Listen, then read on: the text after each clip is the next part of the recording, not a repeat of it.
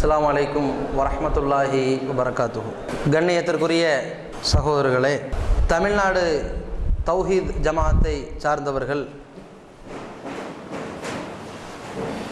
பிரிவினையை ஏற்படுத்துகிறார்கள் என்று குற்றச்சாட்டு பேசுவோர் வைக்கக்கூடிய பிரதான குற்றச்சாட்டு,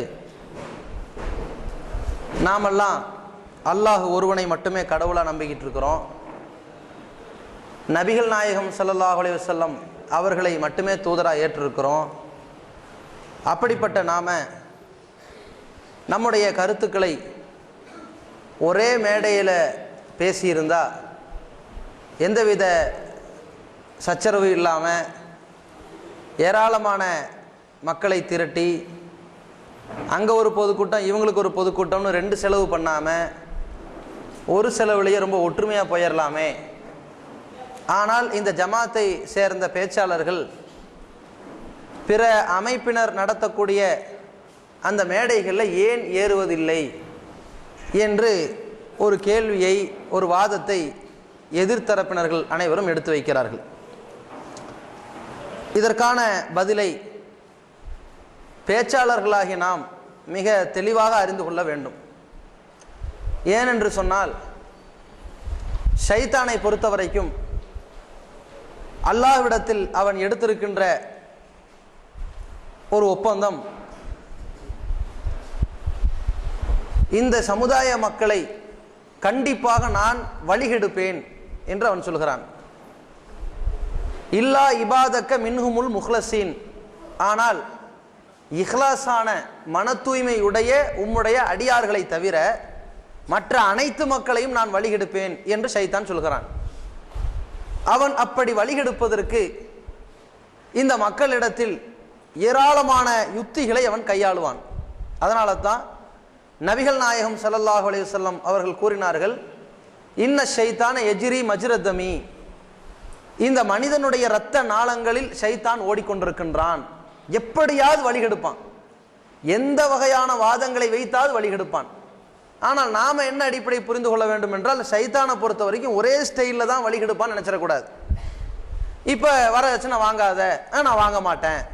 ஷைத்தான் வரதட்சணை வாங்காது என்று தூண்டுவான், நான் வாங்க மாட்டேன் என்று ஒதுங்கிக்கொள்ள வேண்டும். ஷைத்தானை விட்டு அல்லாஹ்விடத்தில் பாதுகாவல் பெற்றுவிட்டோம் அப்படின்னு நம்ம நினைக்கிறோம். ஆனால் ஷைத்தானை பொறுத்த வரைக்கும் இந்த லாஜிக்கில் உங்களை மோதி பார்க்கும் பொழுது, இதிலிருந்து நீங்கள் விழிப்புணர்வு அடைந்த உடனேயே அடுத்து வேறு வகையாக வழிகெடுப்ப நினைப்பான். அடுத்தபடி உதாரணத்திற்கு, சரி வரதட்சணை நீ கேட்கலப்பா, அவங்களா கொடுத்தா வாங்கிக்க வேண்டியது தானே அப்படின்ட்டு அடுத்து எடுத்து வைப்பான். அப்போ நம்ம என்ன செய்யணும், வரதட்சணையை நாம் கேட்டு வாங்க மாட்டோம்னு சொல்லிட்டோம், இப்போ அவங்களா கொடுக்குறாங்களே அப்படின்னு ஒரு யோசனை வந்த உடனே இது வாங்கலாமா, அப்படி அது லைட்டாக அன்பளிப்பு தானே, அன்பளிப்பு மறுக்கக்கூடாது இல்லைன்னு ஒரு அப்படி வைப்பாங்க. அன்பளிப்பு அவன் கொடுக்கறதுக்கு அவன் யாரு, அவனுக்கு எனக்கு என்ன தொடர்பு, அவங்க வீட்டில் பொண்ணு எடுக்கும் பொழுது அந்த தொடர்பினால் அவன் கொடுக்குறான்னா எதுக்கு கொடுக்குறான், இந்த பொண்ணை கட்டி கொடுக்கறதுக்காண்டி கொடுக்குறான்னா அதுக்கு பேர் என்ன அன்பளிப்பு, அன்பளிப்பா வரதட்சணையா? இன்னையும் சொல்ல போனா ஒருத்தன் கேட்டு வாங்கினாதான் இவன் பிச்சைக்காரன் தெரியுது. வரதட்சணை எனக்கு இவ்வளோத்தா அவ்வளோத்தான்னு சொல்லி கேட்டு வாங்குறான்னா இவன் பிச்சைக்காரன்னு கேட்கறதுனால தான் தெரியுது. பார்க்க நல்லா இருந்திருக்கிறான், நல்லா தான் படிச்சிருக்கிறான், நல்லா தான் சம்பாதிக்கிறான், எனக்கு எவ்வளோ போடுவீங்கன்னு கேட்டதுனால அவன் பிச்சைக்காரன் ஆயிட்டான், சரியா? ஆனால் ஒருத்தனை மாப்பிள்ளைய பார்த்த உடனே உனக்கு எவ்வளோடா வேணும்னு இவன் கேட்குறான்னு வைங்க, கேட்காமலே பிச்சைக்காரன்னு கண்டுபிடிச்சான்னு அர்த்தம். அப்போ இவன் வாங்கலாமா அதை? இந்த மாதிரி வாங்கக்கூடாது என்று விழிப்புணர்வு அடைய வேண்டியவர்கள் இப்படி டகார்னு விழுந்துடக்கூடாது. அதனால தான் ஷைத்தானை பொறுத்த வரைக்கும் அடுத்து என்ன பார்ப்பான், சரி அவங்க கொடுக்க வேணாம்பா, கொஞ்சம் இருக்கப்பட்ட வீட்டை பார்த்து கட்டிக்க வேண்டியது தானே, இப்போ வேண்டாம், அதுக்கப்புறம் கொடுத்தா அவங்க மகளுக்கு தானே தராங்க அப்படின்னு அதுக்கப்புறம் போடுவான். அது நமக்கு எதுக்கு, அவங்க மகளுக்குத்தான் தராங்கன்னு அதை பற்றி நம்ம ஏன் சிந்திக்கணும், மகளுக்கு தந்தால் சொத்து தந்துட்டு போயிட போட்டோம், அது எதுக்கு இப்போ நமக்கு தேவையா என்று இவன் அதை அலசி பார்த்து இதில் ஒப்பீடு இல்லாமல் எந்த சந்தர்ப்பத்திலும் நான் 4 காசை எதிர்பார்க்கல, அவங்க வீட்டில் போய் அதற்காக வேண்டி நிற்கல, கூனி குறுகலை என்கின்ற நிலையில் ஜெயித்து காட்டணும். இப்படி ஒவ்வொரு தௌஹீத்வாதியும் பல சோதனை போராட்டத்திற்கு ஆட்படுற மாதிரி இந்த பிரச்சார களத்திலையும் அப்படித்தான் ஷைத்தான் வழிகெடுப்பான். எப்படி பேசுறீங்க, உங்களுடைய பேச்சு எப்படி இருக்குது, உங்களை பேச்சை கேட்கறதுக்குன்னு 2000 பேர் வருவாங்களே, அந்த ஆக்ரோஷம் அல்லது அந்த நையாண்டி அல்லது அந்த விறுவிறுப்பான செய்திகள் அல்லது அடுக்குமொழி பேச்சுக்கள் அல்லது ஆதாரங்கள் அள்ளி போடுற திறமை, இதுக்காக வேண்டி வருவாங்களே. நீங்க மேடையில் ஏறி ஒரு மணி நேரத்தில் ஒரு 50,000 தௌஹீத்வாதிகள் இழுத்துட்டு வந்துட வேண்டியதானே. அப்படிதான் உங்களை தேடி இந்த சைத்தான் வலை விரிப்பான். முதல்ல எப்படி வலை விரிப்பான்னா, இந்த கொள்கையெல்லாம் நீங்க பேசுறீங்க, நன்மையை சொன்னா யாரு கேட்கறக்கு ஆள் இல்லை, தீமையை தடுத்தா என்ன, தீமை வரதட்சணை வாங்காத யாருமே இல்லையா, யார் அப்படி வாங்காம கல்யாணம் பண்றா, இப்படி பேசி நம்மளை நன்மை ஏவி தீமையை தடுக்க முடியாத அளவிற்கு சில நெருக்கடி ஒரு பக்கம் சைத்தான் கொடுப்பான். அதை தாண்டி வரோம், நீ பிரச்சாரம் பண்ணக்கூடாது, பொதுக்கூட்டம் நடத்தக்கூடாது, நடத்தினா உனக்கு தடை கொடுப்பேன், உனக்கு ஊர் விளக்கம் செஞ்சிருவேன், உனக்கு இந்த திருமணத்தில் பதிவு செய்ய மாட்டேன், உனக்கு ஜனாசா அடக்கம் பண்ண விட மாட்டேன், இப்படி வகையான ஒரு நெருக்கடி. இதையெல்லாம் நம்ம தாண்டி வந்துட்டோம். எந்த இடத்துல நம்ம உழுகிற மாதிரி ஒரு சூழ்நிலை வருதுன்னா, அதுக்கப்புறம் பார்க்குறேன் இவங்க பிரச்சாரத்தை எப்படி கவுத்துறது, இவனுடைய வீரியமான அந்த கொள்கை பிரச்சாரத்தை எப்படி கீழே அமுத்துறது, இவன் நன்மை ஏவி தீமையை தடுக்கிறது, அப்படியே அவனை அதிலிருந்து பின்வாங்க செய்யறது, என்ன வழி பண்ணலாம் என்றுதான் சைத்தான் எடுத்து வைக்கிற ஒரு பாயிண்ட். நம்ம பிற அமைப்புகளோடு சேர்ந்து பேசினா என்ன, ஒற்றுமை தானே வரும் என்று நினைக்கிறான். இப்படி சைத்தான் தூண்டும்போது நம்ம என்ன பண்ணிடக்கூடாது, சரிதானே, தனியாக ஒரு மேடையில் பேசுறதை விட நம்ம கொள்கையில் இருக்கிறோம், அவ்வளோதான், நம்ம குரானைஸில் இருக்கிறோம், குரானைஸ் அந்த மேடையில் பேசுவதற்கு அந்த மேடையை பயன்படுத்தி கொள்ளலாமே அப்படின்னு நம்ம நினைக்கிறோம். அப்படி நினைக்கக்கூடிய ஒரு சூழ்நிலையை ஏற்படுத்துவதற்காகத்தான் இந்த வாதத்தை வைப்பார்கள். இதில் நாம் தெளிவடைந்து கொள்ள வேண்டும். முதல்ல பிறர் மேடையை நாம் பயன்படுத்தும் பொழுது அதனால் இந்த பேச்சாளர்களுக்கு எப்படிப்பட்ட அவல நிலை ஏற்படுகிறது, அந்த பயான்களை கேட்கிற மக்களுக்கு ஏற்படக்கூடிய அவல நிலைகள் என்ன, ரெண்டு வகையாக நம்ம பிரித்து கொள்ள வேண்டும். இதற்கு முன்பாக இந்த பிறர் மேடையில் பேசலாம் வாங்கன்னு கூப்பிடுறாங்கல்ல, இந்த கூப்பிடக்கூடியவர்கள் ஷேக் அப்துல்லா ஜமாலி கோட்டத்தாரா இருந்தால் நம்ம போக மாட்டோம். ஷேக் அப்துல்லா ஜமாலி தரப்புல வந்து வாங்க நம்ம மேடையில் பேசுங்கன்னு சொல்லி கூப்பிட்றான்னு வைங்க, யாராவது போவோமா, யாரும் போக மாட்டோம். அதே நேரத்தில் கமாலுதீன் மதனி தரப்புல இருந்து, ஜாக்கு தரப்புல இருந்து ஒரு 2 பேர் வந்து, அல்லது தாமுக தரப்புல இருந்து 2 பேர் வந்து, அல்லது நாங்கள் எந்த ஜமாத்தையும் சாராதவர்கள், நாங்கள் ஊரு அப்படின்னு ஊர் பேர்ல ஒரு 2 பேர் வந்து, அல்லது குரானைஸ எந்த அமைப்பு பேர் இல்லாம புளியங்குடி ஜமாத்து, இப்போ கடையில் ஒரு முஸ்லீம் ஜமாத்துன்னு முஸ்லீம் ஜமாத்துங்கிற பேர்ல வாங்க பேசுவோம், நமக்கு தேவை மக்களுக்கு செய்தி தானே போய் சேரணும்னு கூப்பிடுவார்கள். இப்படி கூப்பிட்ட உடனே நம்ம என்ன பண்ணுவோம், பேசக்கூடிய நாமெல்லாம் தௌஹீத்வாதி தானே, தர்கா வழிபாடு நம்மள்ட்ட இல்லையே, நம்ம வந்து நல்ல கருத்தை பேசிட்டு போக வேண்டியதானே, உங்களுக்கு எங்களுக்கும் கருத்து வேறுபாடு இருந்தால் கருத்து வேறுபாடான விஷயத்தை விட்டுருவோம், மற்ற விஷயத்தை பேசிக்கிற வேண்டியதானே, பொறுமையை பற்றி பேசுவோம், கோபத்தை பற்றி பேசுவோம், பெற்றோர் நலம் பேணுவோம்னு பேசுவோம் அப்படிங்கிற ஒரு சாயலை வைப்பார்கள். ஆனால் இதே லாஜிக்க ஷேக் அப்துல்லா ஜமாலி தரப்பினர் வைக்கும் பொழுது, வாங்க ஷேக் அப்துல்லா ஜமாலி பொறுமையை பற்றி பேசுவார், நீங்கள் பெருமை கூடாதுன்னு பேசுங்கன்னு சொல்கிறாங்கன்னு வைங்க, அந்த மேடையில் பேசப்படக்கூடிய தலைப்பு அவருடைய கொள்கைக்கு மாற்றமானதில்லை, நம்ம கொள்கைக்கு மாற்றமானதில்லை, 2 பேருடைய பிரச்சனைக்கு உடன்பட்ட ஒரு தலைப்பு கிடையாது. பேசிடுவோமா, பேச மாட்டோம்.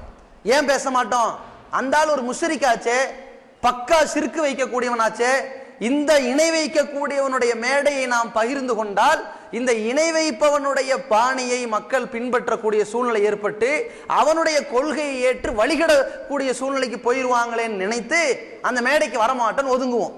ஆனால் அதுல காட்டக்கூடிய வேகம், இந்த தௌஹீது போர்வையை சொல்லிக்கொண்டு இந்த போலி தௌஹீத்வாதிகள் கூப்பிடுறானே, அப்ப நமக்கு அந்த வேகம் இருக்க மாட்டேங்குது.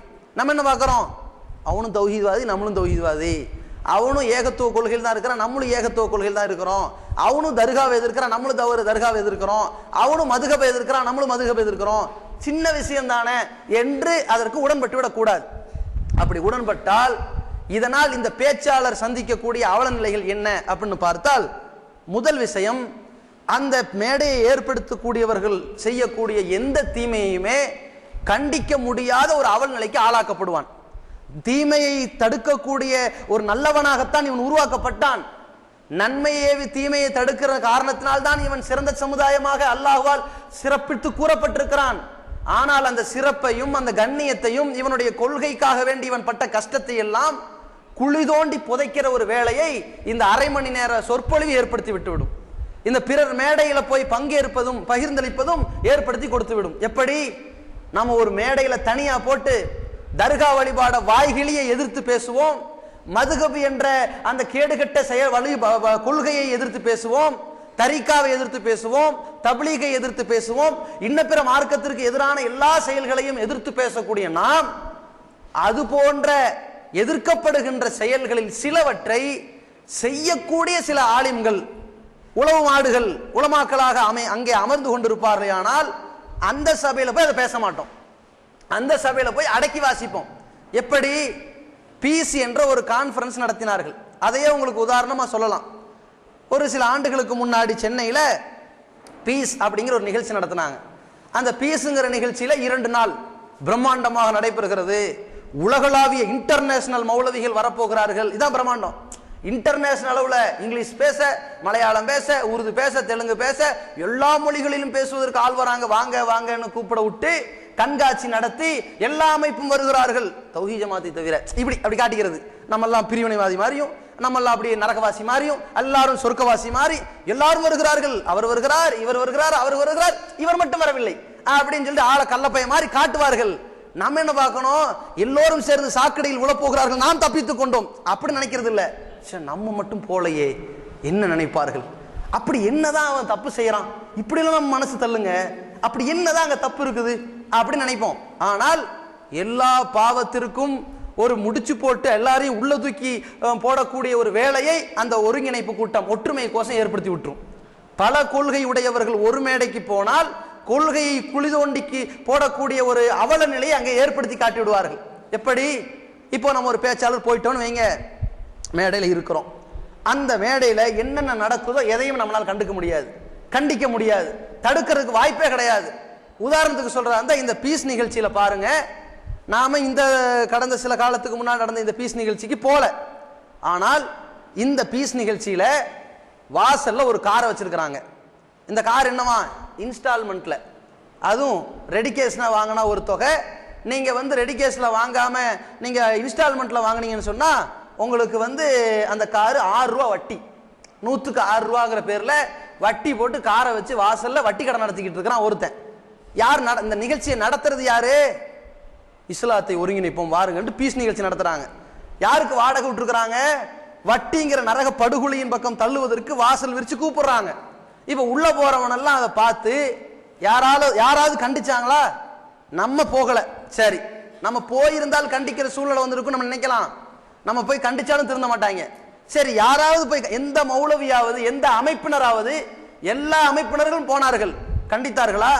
இது பாவம், இது கூடாது, இது இஸ்லாத்துக்கு விரோதமான, இது கூட இந்த அடிப்படை அறிவு கூட தெரியலையாடா கிருக்கீங்களான்ட்டு யாராவது கண்டிக்கக்கூடிய சூழ்நிலை வந்ததா? வராதுங்க. எவனாலும் எதிர்த்து பேச முடியாது. பகைச்சுக்கிட்டோம்னா மேடை ஏற்ற மாட்டாங்கல்ல. இவன் மேடை மோகம் பிடித்தவர்கள் என்பதற்காகத்தான் அதை கண்டிக்க முடியவில்லை. நமக்கு மேடை தேவையில்லை, கொள்கை பிரச்சாரம் தான் முக்கியம். அப்ப இவன் அதை கண்டிக்க முடியல. உள்ள போறாங்க.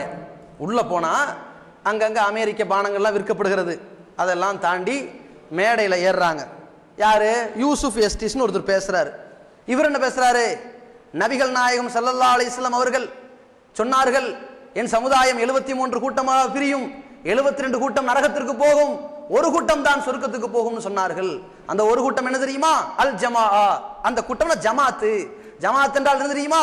ஷாஃபி, ஹனஃபி, மாலிகி, ஹம்பலி, இந்த 4 மதுஹபை சார்ந்தவர்கள். தௌஹீத்வாதிகள் 5 மதுஹப், சஹாபாக்களை பின்பற்றக்கூடியவர்கள் 6, சலஃபு சாலிஹின், இத்தனை பேரும் சேர்ந்து அத்தனை பேரும் அந்த ஒரு கூட்டம். ஒரே போடு, நீ ஷாஃபி, ஹனஃபி, மாலிகி, ஹம்பலி, அவன் இவன் லொட்டு லொஸ்கு தோளான் துருக்கி அத்தனை பேரும் ஒரு ஜமாத்து. 72 அப்ப எங்க? 72 இல்ல அவன் பாணியில. இவங்க என்ன பண்றான்? நபி ஸல்லல்லாஹு அலைஹி வஸல்லம் இப்படியும் கட்டி இருக்கிறார்கள், இப்படியும் கட்டி இருக்கிறார்கள், இப்படியும் கட்டி இருக்கிறார்கள், ஒரு பிரச்சனையும் கிடையாதுன்னு தான். இதை யாராவது அங்கே எதிர்க்க முடிந்ததா? இந்த ஜாக் என்று சொன்னவர்கள் அவர்களுடைய பெயரிலேயே கொள்கையை சொல்லலாங்க. நம்ம தமிழ்நாடு தௌஹீத் ஜமாத்துங்கிற பெயர்ல வஹதானியத்தை சொல்லுவோம், அவ்வளவுதான். வஹதானியத்துனா ஓரிரை கோஷத்தை சொல்லுவோம். கடவுள் ஒருவன் தான் என்கின்ற அந்த தௌஹீதை இந்த வார்த்தையில சொல்லிடலாம். என்னங்க தௌஹீதுன்னா என்ன சொல்லுவோம். ஆனால் தன் கொள்கையை பிரகடனப்படுத்துற வார்த்தை ஜம்இய்யத்து அஹ்லில் குர்ஆன் வல் ஹதீஸ், குர்ஆனையும் ஹதீஸையும் சொந்தமாக்கி கொண்டவர்கள், அதையே மார்க்கமாக வைத்துக் கொண்டிருக்கிற ஒரு கூட்டமைப்புன்னு சொல்லி அழகான ஒரு பெயரை வைத்து அந்த பேருக்கு அர்த்தம் புரியாதவர்களாகவும் அந்த பேரினுடைய அர்த்தத்தை அலங்கோலப்படுத்தியவர்களாகவும் ஆகிவிட்ட இந்த கூட்டம் பிரச்சாரத்துக்கு போறாங்க. கண்டிச்சாங்களா? அப்ப இத்தனை நாளை இவன் மதுஹபை எதிர்த்து செஞ்ச பிரச்சாரத்தினுடைய நிலை என்ன? ஷாஃபி ஹனஃபி கூடாதுன்னு சொல்லி செஞ்ச பிரச்சாரத்தின் நிலை என்ன? அதற்காக வேண்டிய ஊரெல்லாம் சமூக பகிஷ்காரம் செய்யப்பட்ட நிலை என்ன? அப்ப இதை எதிர்த்து இவன் தனிப்பள்ளி வாசல் கட்டின நிலை என்ன? நிலைமை என்ன? முடிஞ்சு போச்சு இல்ல? அப்ப எல்லாம் விலைவாசி விலை போயிட்டானா இல்லையா? இத்தனை கொள்கையை எதிர்த்தவர்கள், மதுகபை எதிர்த்தவர்கள், அங்கே மதுகபும் அந்த ஒரு கூட்டத்தை சாரும், அந்த மதுகபை சார்ந்தவர்களும் சொர்க்கத்துக்கு போவார்கள் என்று ஒருத்தன் டிக்ளேர் பண்றான்னா அதை எடுத்து திட்டவோ கண்டிக்கவோ வக்கில்லாதவன் எப்படி போய் அதுல கலந்துக்கலாம்? முடிஞ்சு போச்சு. தன்னுடைய கொள்கையை அடகு வைக்கிறான். இதுதான் பேசக்கூடியவனுக்கு ஏற்படக்கூடிய அவல நிலை. நாம மேடையில போயிட்டோம், நம்மனால் ஒரு தீமையும் கூட கண்டிக்க முடியாது. அதுக்கு எப்படி பாருங்க, இன்னொன்னு கடந்த காலத்துல தமுமுகவோடு இணைந்திருந்த காலத்துல மேடையில் ஒரு ஆளை ஏத்துறாங்க. அவர் யாரு? இவங்க அதாவது நாம பிறருடைய மேடையில், கேடுகட்ட கொள்கையுடையவர்களுடைய மேடையில் நாம் ஏறுவதில்லை.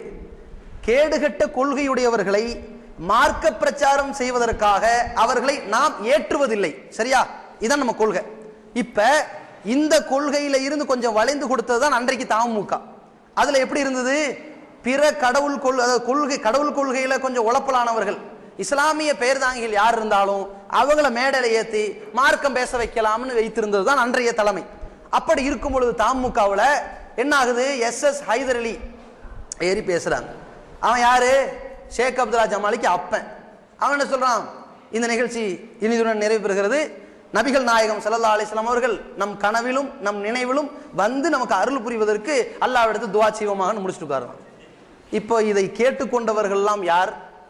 இந்த அமைப்பை, இந்த கழகத்தை கட்டி உருவாக்கியவர்கள் எல்லாம் ஏகத்துவவாதிகள், இந்த கொள்கைக்காக வேண்டி அடிபட்டவர்கள், பல இடத்திலே ரிமாண்ட் போடப்பட்டு அவன் பொய் வழக்கிலே உள்ளே தள்ளப்பட்டவர்கள்.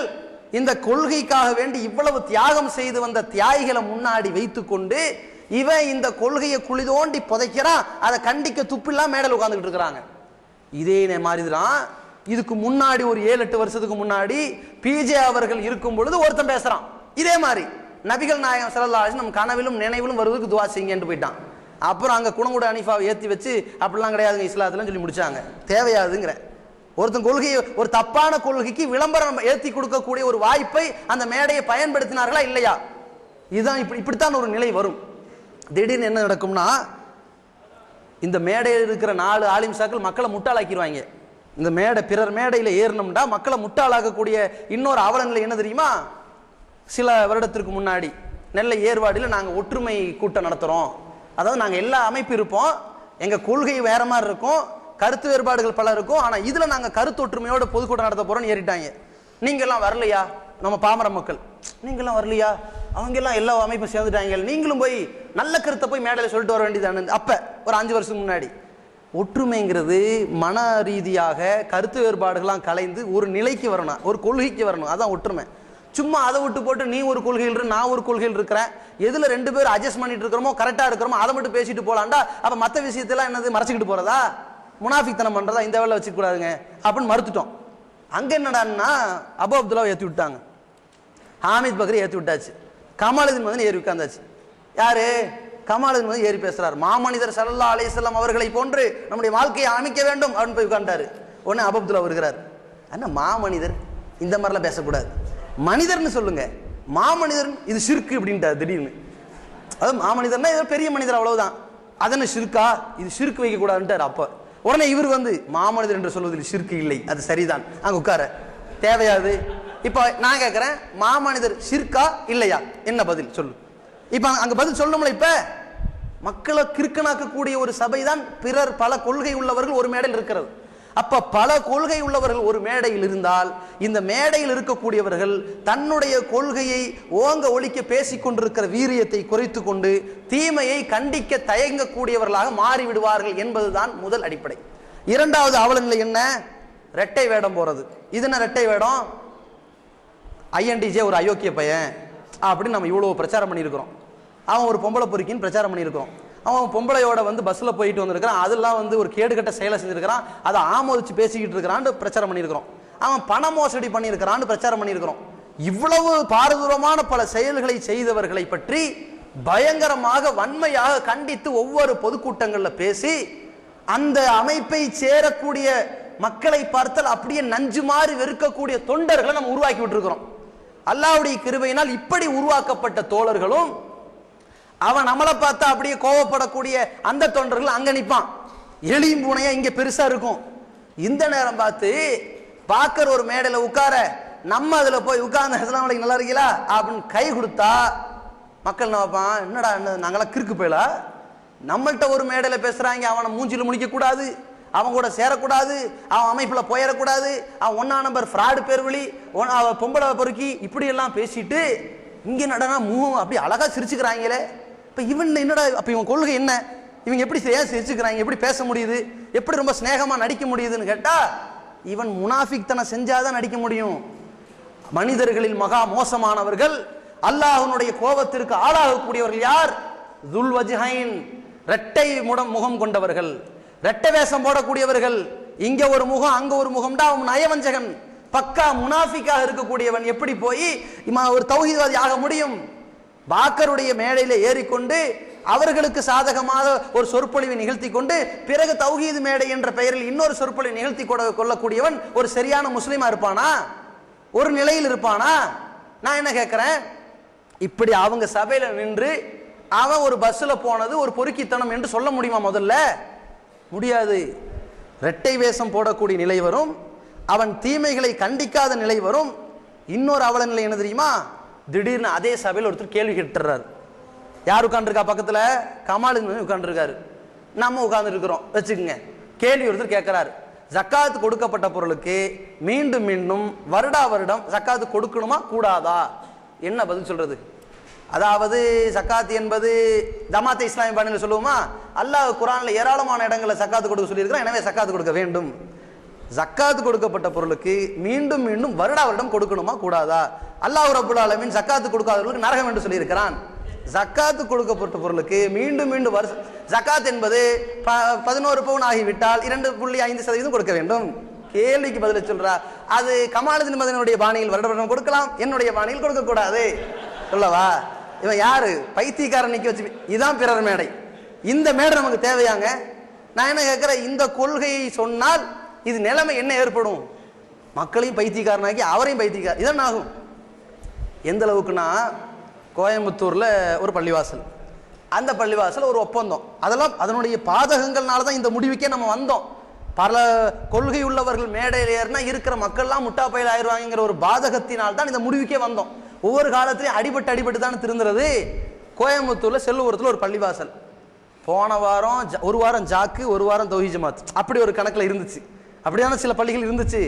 போன வாரம் ஜாக்கில் வாங்குறாங்க, நாளின் துவக்கம் அது பகல்தான், உலகத்திற்கெல்லாம் ஒரே பிறை அப்படின்ட்டாங்க. அடுத்த வாரம் ஒவ்வொருவரும் தத்தமது பகுதியில் தென்படக்கூடிய பிறையின் அடிப்படையிலே நோன்பு வைக்க வேண்டும் அப்படின்னு திடீர்னு ஒரு தெரிஞ்சிருச்சு.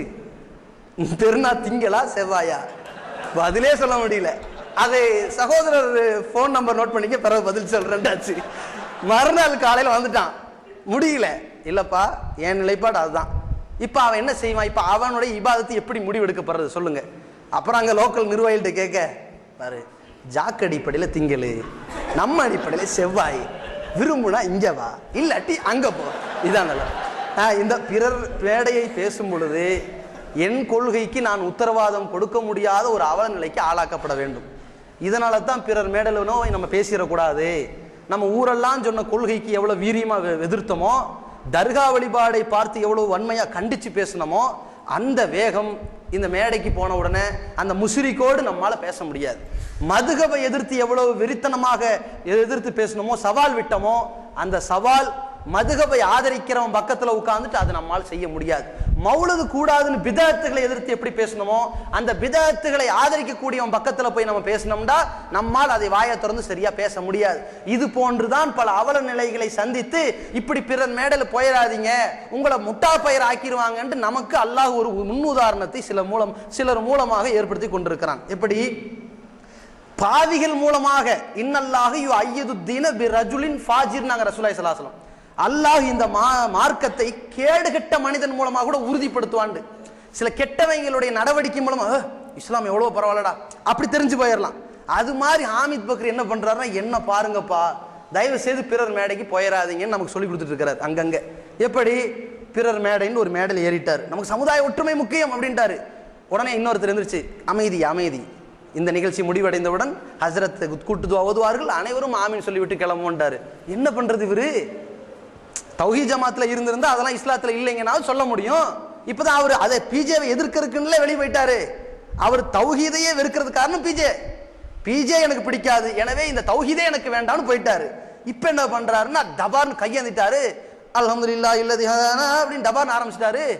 எல்லாரும் ஆமீன் போட்ட உடனே ஒரு ஆள் இறங்கி வந்த உடனே, என்னங்க இது, அவ்வளவு அழகா பேசக்கூடியவர், மதுகவை டாரா கிழிச்சவர், துவா ஓதக்கூடாது, கூட்டு துவாக்கு ஆமீன் சொல்லக்கூடாதுன்னு ஏராளமான சொற்பொழிவுகள் நிகழ்த்தி நாங்க கூட்டு துவாவிலிருந்து வெளிவந்திருக்கிறோம்.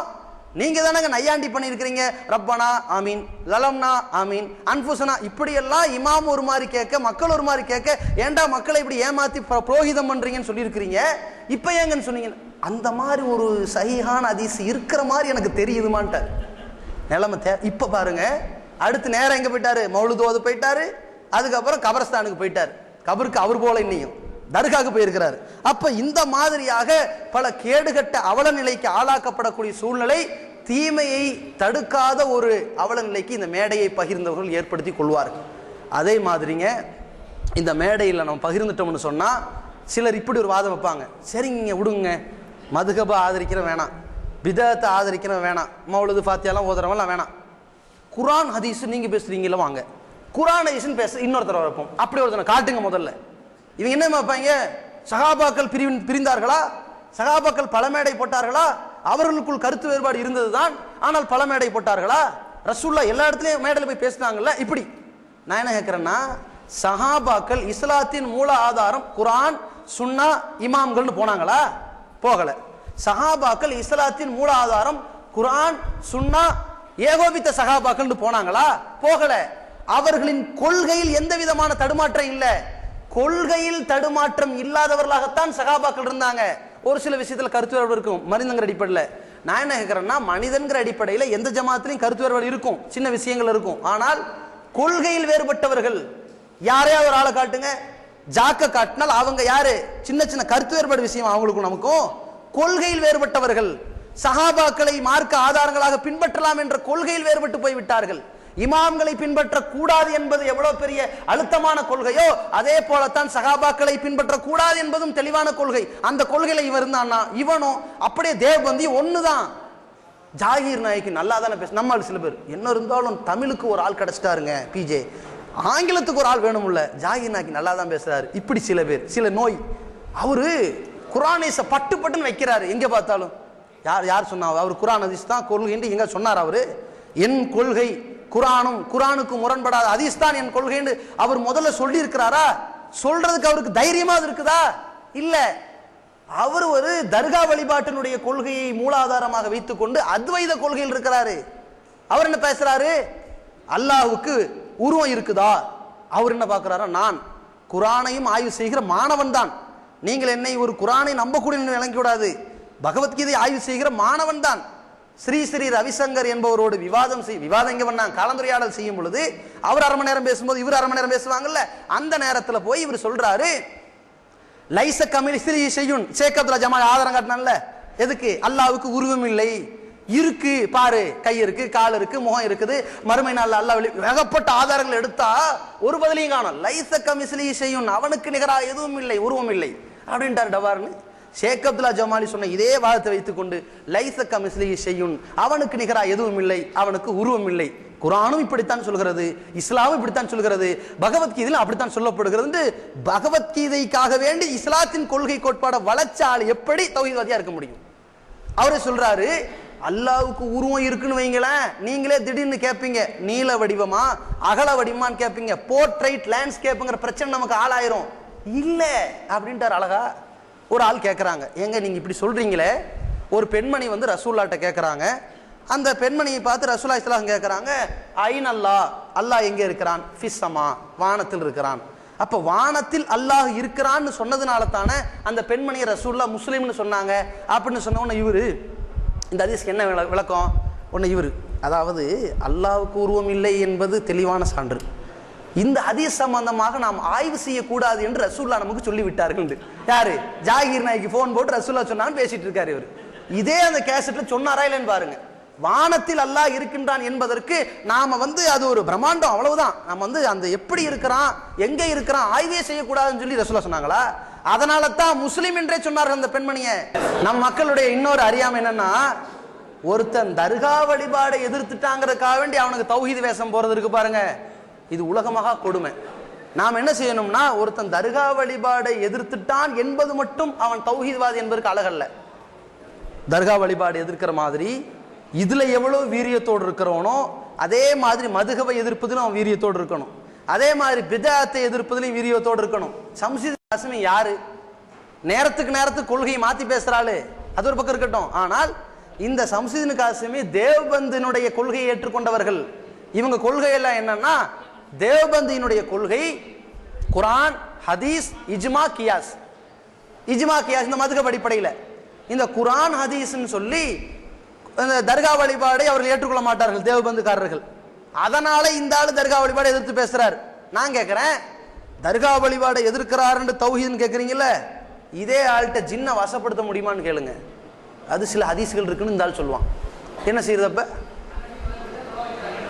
அதே மாதிரி மௌலுது கூடுமான்னு கேட்டா கூடாது அப்படிம்பாரு. சரி, மௌலுது கூடாது இல்ல, கூட்டுதுவா கூடுமா? அது கூடும். ஏன்? பலகீனமான ஹதீஸ்கள் இருக்குது இல்ல. ஹதீஸ் பலகீனமான ஹதீஸ் இருக்கட்டுங்க, ஹதீஸா இல்லையா அது சொல்லுங்க. என்னங்க இது இப்படி கிறுக்கனா இருக்கான்? பெண்களை பார்த்தால் கண் குளிர்ச்சி ஏற்படும் இட்டு கட்டப்பட்ட ஹதீஸுக்கு என்ன செய்யறது? இட்டு ஹதீஸுக்கா இல்லையா பேச முடியுமா? ஹதீஸ்னு எடுத்து 1008 வண்டவாளத்தை கொண்டு வைக்கலாம். இந்த ஆளுக்கு என்னடான்னா, பலவீனமான ஹதீஸுகளாக இருந்தாலும் ஏற்றுக்கொள்ளலாம்ங்கிற ஒரு நிலைக்கு போனதுனால இவர்கள் சமுதாயத்தில் பகைமை ஏற்படுத்திக் கொள்ளக்கூடாதுங்கிறதுக்காக தன்னையும் தௌஹீத்வாதின்னு படங்காட்டி விளம்பரம் ஏற்படுத்தி கொண்டிருக்கிறார்கள். மற்றபடி இவர்கள் குர்ஆனையும் குர்ஆனுக்கும் முரண்படாத ஹதீஸை மட்டும் பின்பற்ற வேண்டும் என்ற கொள்கையில் உள்ளவர்கள் கிடையாது. அப்படி இருக்கும்போது இவர்கள் மீது நம்ம ஒரு சின்ன அளவுல கூட அனுதாபத்துக்கு போயிடக்கூடாது. அவர் தர்கா எழுத்து பேசினாரா அதனால் அந்த கூட்டத்தில் கலந்துக்கிட்டேன்னு போயிடக்கூடாது. அந்த மேடைக்கு போனால் நாம மக்களுக்கு ஏற்படுத்தக்கூடிய பல நஷ்டமான செயல்கள் என்ன தெரியுமா? முதல்ல மக்களை கொள்கையில் குழப்பவாதிகளாக ஏற்படுத்திக் கொள்கிறோம் என்று அர்த்தம். என்ன குழப்பவாதிகள் ஆக்குறோம்? இதே மக்களை நீங்க தனியா வச்சு மதுகபு கூடாதுன்னு திட்டவட்டமான ஆதாரங்களோடு பேசி, இன்னொரு மேடையில மதுகபு கூடும்டு அவன் சில வண்டவாளங்களை வச்சு பேசினான்னு சொன்னா, இது வண்டவாளம், இது தெளிவான ஆதாரம், மக்கள் கொள்கை குழப்பம் இல்லாம தெளிவாயிருவாங்க. ஒரே மேடையில ஏறி ஒரு ஆளு மதுகபை ஆதரிக்கிறாளா இருந்து இன்னொரு ஆளு மதுகபை எதிர்க்கிறாளா இருந்தால் இவன் எதிர்க்கிறானா ஆதரிக்கிறானா என்று மக்களுக்கே தெரியாது. நம்ம என்ன பண்ணுவோம்? பொறுமை அப்படின்னு பேசுவோம், பொறாமை கூடாதுன்னு பேசுவோம், பெருமை கூடாதுன்னு பேசுவோம், கோபம் கூடாதுன்னு பேசுவோம், பெற்றோர் நலம் பேணுதல்னு பேசுவோம், காமனான டாபிக்கா பேசுவோம். அவன் பார்ப்பான், சரி பிஜே பேசுறாரு பக்கத்துல, அது யாருங்க சம்சன் காசிமி பிஜே பக்கத்துல நல்லா பேசியிருக்காரு, அவருடைய மத்த கேஸ்ட் இருந்தா கொடுங்கன்னு ஒருத்தன் கேட்பான்.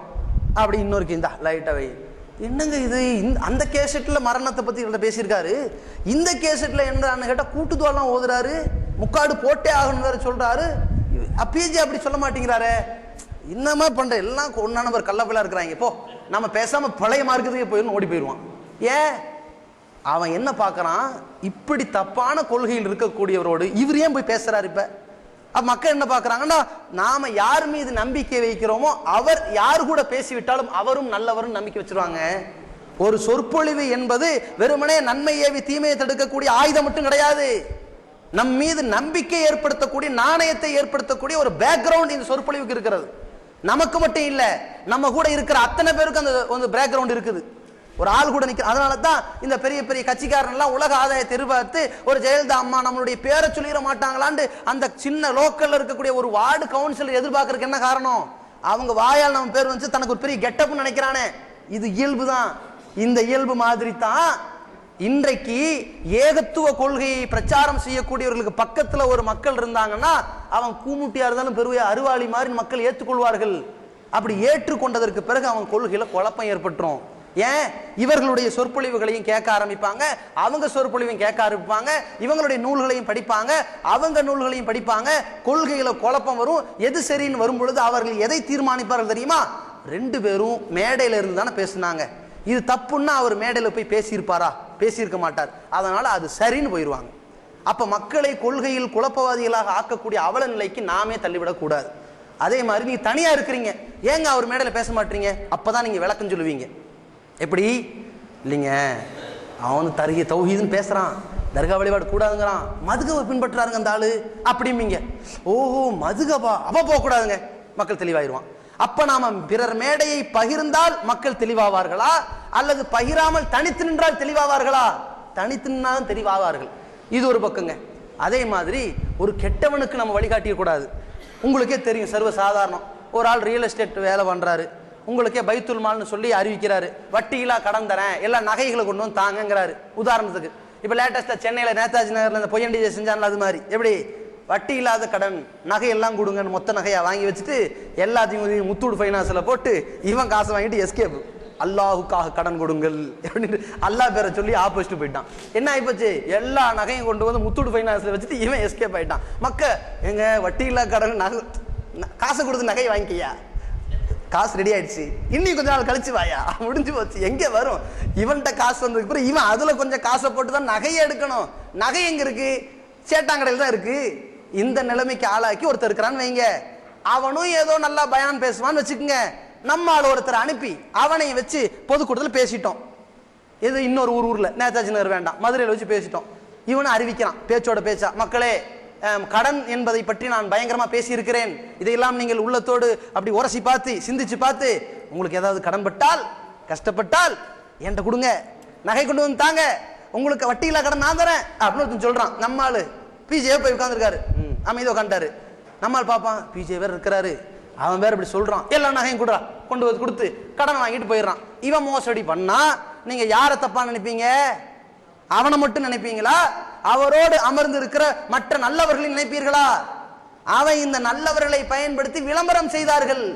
அப்ப இந்த நல்லவர்களை பார்த்து என்ன சொல்லுவீங்க, அவன் தான் பொறுக்கி பையன் தெரியும், மோசடிக்காரன் தெரியும், ஏற்கனவே ஒரு ஃப்ராடு கும்பலாக மாட்டிருக்கான்னு தெரியும் போது அவன் கூட நீங்க எங்க மேடை ஏறினீங்க சொல்லுவோமா மாட்டோமா?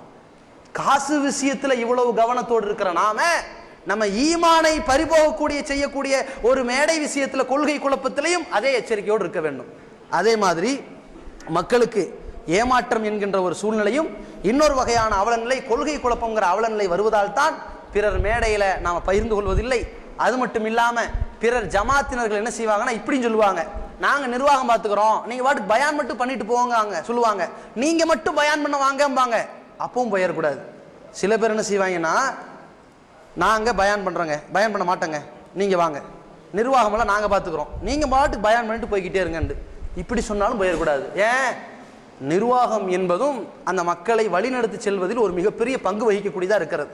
அப்ப நிர்வாகம் என்பது இந்த பங்கு வகிக்கக்கூடிய அளவில் இருக்கக்கூடிய இடத்துல இவன் பாட்டுக்கு பயான் பண்ணி எல்லா மக்களையும் வர வச்சு பள்ளிவாசலுக்கு அங்கீகாரம் கொடுத்து பள்ளிவாசல் ஒரு முக்கியத்துவம் கொடுத்து ஏராள மக்கள்லாம் குவிஞ்சு பள்ளிவாசலுக்கு நன்கொடை கொடுத்து அந்த பொருளாதாரத்தில் இந்த நிர்வாகிகள் மோசடி பண்ணால் இந்த பயான் பண்ணவர்களால் தட்டி கேட்க முடியாதுன்னு வைங்க.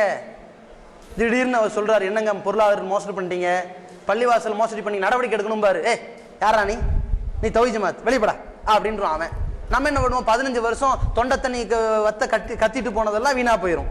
அதனால தான் ஒரு நிர்வாகத்தை வளரவிட்டு அவர்களிடத்தில் போய் நாம கஷ்டப்பட்டு பிரச்சாரம் செய்வதும் ஒரு காலத்திலும் எடுபடாது என்பதை நாம் புரிந்து கொள்ள வேண்டும்.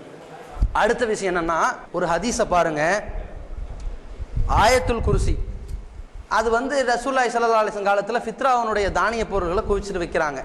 இதுல இருந்து என்ன தெரியுதுன்னா, ஃபித்ராவை முன்கூட்டியே வசூல் பண்ணி அதுக்கு தேவையான பொருளை வாங்கி கூச்சி வைக்கலான்னு தெரியுது. ஃபித்ரா வசூலுடைய பொருட்களை கூச்சி வைக்கிறாங்க, கூட்டு ஃபித்ரா. அவர் ஒரு நாள் பார்க்குறாங்க, அபூ ஹுரைரா ரலியல்லாஹு அன்ஹு அவர்கள் பார்க்குறாங்க. அந்த நேரத்தில் பார்த்தா ஒரு ஆளை பிடிச்சிடுறாங்க. அது சைத்தான்னு சொல்லி ஹதீஸ்ல வருதுன்னு நம்ம என்ன சொல்லணும், பேய் நினைச்சிடக்கூடாது, ஒரு கெட்ட மனிதனை பிடிச்சிடுறாங்க. பிடிச்சோன்னா என்ன விட்டுரு அப்படின்னு போயிடுறாரு. 2வது நாள் வராங்க, 3வது நாள் வராங்க, இப்படியே நடக்குது. 3வது நாள் பிடிச்சதுக்கு பிறகு என்ன நீ விட்டீன்னா நான் ஒரு நல்ல வழிமுறை சொல்லித்தரேன், சைத்தான் ஒன்று அண்ட மாட்டான், அப்படி ஒரு வழிமுறை சொல்லித்தரேன் அந்த ஆள் சொல்றாரு, இந்த கெட்டவன் சொல்றான். அப்போ அபூ ஹுரைரா ரலியல்லாஹு அன்ஹு என்னப்பா சொல்லுப்பா, நீ தினசரி தூங்குறதுக்கு முன்னாடி ஆயத்துல் குர்சி 2வது அத்தியாயத்தினுடைய 255வது வசனம் நினைக்கிறேன், அந்த ஆயத்துல் குர்சி நீ ஓதுனீனா சைத்தான் வரமாட்டான் அப்படின்னு சொல்றாங்க. சொன்னதற்கு பிறகு இதை அபூ ஹுரைரா ரலியல்லாஹு அன்ஹு அவர்கள் யார்கிட்ட சொல்றாங்க, ரசூலுல்லாஹி ஸல்லல்லாஹு அலைஹி வஸல்லம் சொல்றாங்க.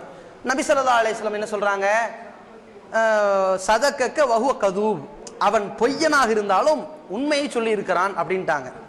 அப்ப இந்த ஹதீஸை வைத்துக்கொண்டு சில பேர் பாருங்க, பொய்யனா இருந்தாலும் அவன் உண்மையை சொன்னா ஏத்துக்கணும்னு வருது இல்ல, அது மாதிரி கேடுகட்ட கொள்கை உள்ளவராக இருந்தாலும் அவனும் உண்மை சொன்னா ஏத்துக்க வேண்டியதுதானே அப்படின்னு ஒரு வாதத்தை வைப்பாங்க.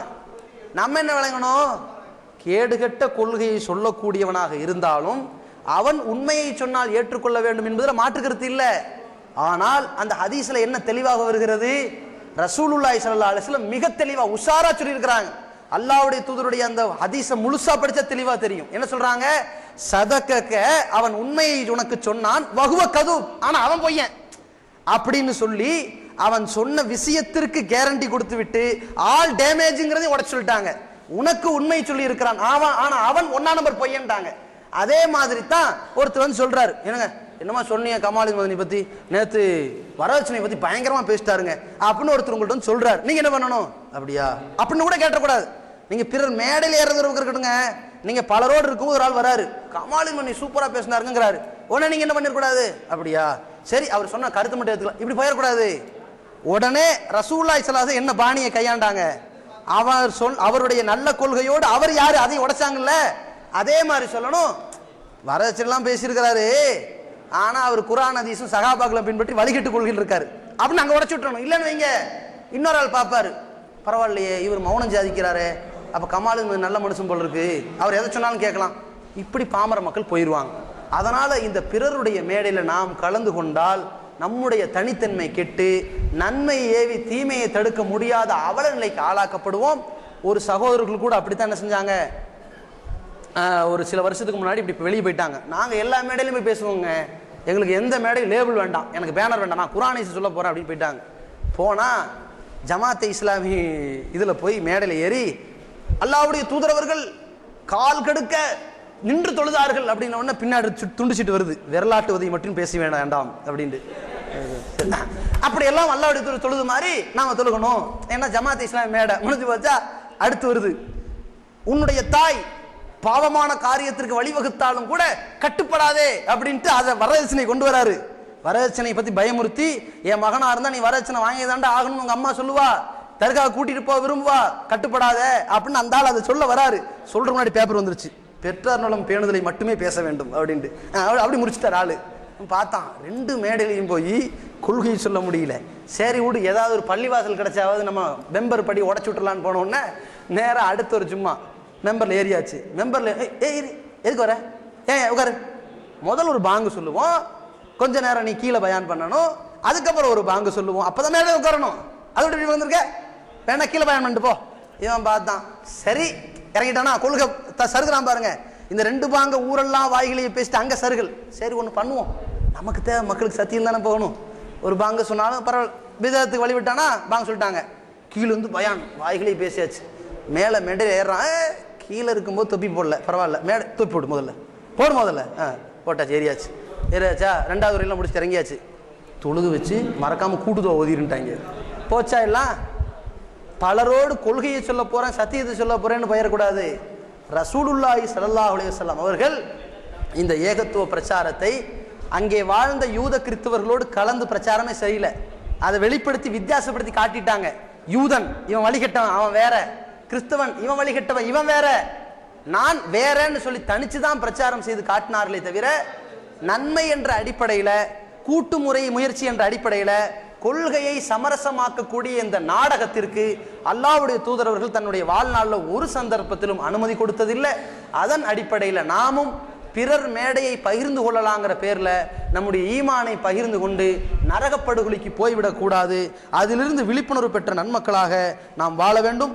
அப்படி ஒரு பிரச்சார கட்டத்தில் எந்த விதமான தவறான எண்ணங்கள் நமக்கு ஊட்டப்பட்டாலும் அதில் எச்சரிக்கையோடு இருக்க வேண்டும் என்று கேட்டுக்கொண்டு நிறைவு செய்கிறேன்.